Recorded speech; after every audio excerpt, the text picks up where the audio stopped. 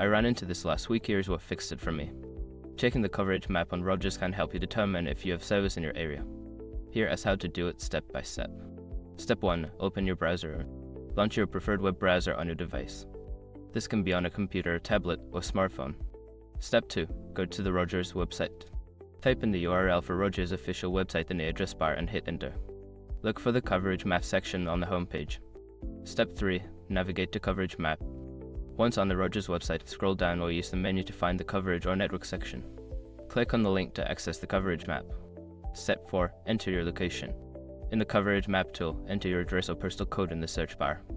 This will zoom in on your specific area to show coverage details. Step 5. Review coverage details.